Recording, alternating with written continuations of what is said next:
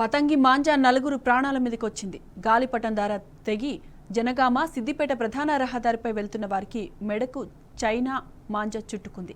ఈ ప్రమాదంలో గొంతు తెగి ఇద్దరు చిన్నారులతో సహా నలుగురికి తీవ్ర గాయాలయ్యాయి. గొంతు వద్ద తీవ్ర గాయం కావడంతో వారిని స్థానిక ఆసుపత్రికి తరలించారు. ప్రస్తుతం నలుగురు ఆసుపత్రిలో చికిత్స పొందుతున్నారు.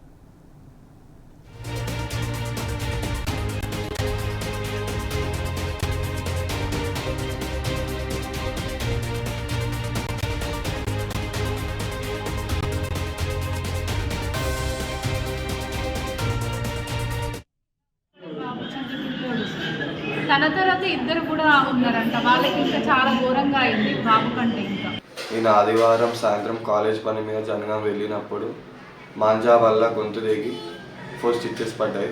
కొద్దిలో ప్రాణాపాయం తప్పింది. ఈ మాంజా నిషేధానిపై గవర్నమెంట్ చర్య తీసుకోవాలని కోరుకుంటున్నాను.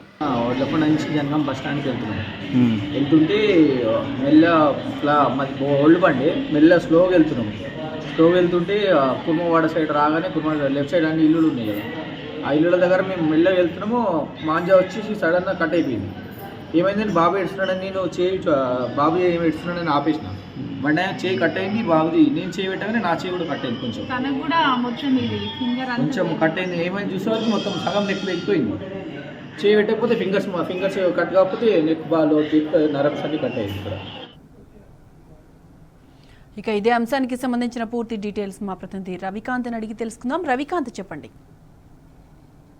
జనగామలో నలుగురు వాహనదారులకు ప్రాణాలకు ముప్పు తెచ్చేంత పనిచేసింది చైనా మాంజా. పతంగి ఎగిరివేస్తున్న క్రమంలో ఆ గాలిపటానికి ఉన్నటువంటి దారం తెగిపోవడంతో జనగామ సిద్దిపేట ప్రధాన రహదారిపై ప్రయాణిస్తున్నటువంటి బైక్ ఏదైతే ద్విచక్ర వాహనం పైన ప్రయాణిస్తున్న వాళ్ళ మెడకు చుట్టుకోవడంతో ఇద్దరు చిన్నారులతో సహా మొత్తంగా నలుగురికి అయితే గాయాలైన పరిస్థితి.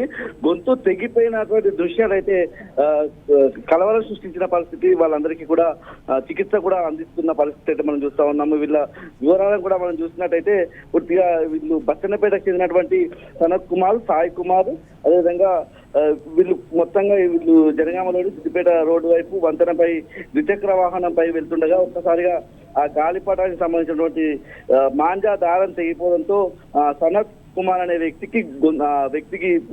గొంతుకు తీవ్ర గాయమైన పరిస్థితి అయితే మనం స్పష్టంగా చూస్తాము. సాయి రామ్తో పాటు సాయి కుమార్ కు ఇద్దరికి కూడా గాయాలైన పరిస్థితి కూడా మనం చూస్తా ఉన్నాం. ముఖ్యంగా ఇప్పటికే పర్యావరణవేత్తలంతా కూడా చైనా మాంజాను మనం వినియోగించొద్దన్నటువంటి ఎన్ని ప్రకటనలు చేసినా అటువైపుగా ఆలోచించడం లేదు యువత. మనం చెప్పుకోవాల్సి వస్తే గతంలోను అంటే 2017 నుంచే చైనా మాంజాపై రాష్ట్ర ప్రభుత్వం బీఆర్ఎస్ ప్రభుత్వం ఉన్నప్పటి నుంచే దాని మీద ఆంక్షలు కొనసాగుతున్న పరిస్థితి, నిషేధం కొనసాగుతున్న పరిస్థితి అయితే మనం చూస్తా ఉన్నాం. ఈ క్రమంలోనే పర్యావరణ పరిరక్షణ చట్టం 1986 ప్రకారం అమ్మినా కూడా కొన్నా కూడా నేరమే అనే విధంగా కూడా ఒక నిషేధాన్ని అప్పుడున్నటువంటి బీఆర్ఎస్ ప్రభుత్వమే తీసుకొచ్చిన పరిస్థితి. దాని ప్రకారంగా చైనా మాంజాను అమ్మితే 7 ఏళ్ల జైలు శిక్ష, 10,000 రూపాయల జరిమానా కూడా ఇచ్చేటువంటి పరిస్థితి.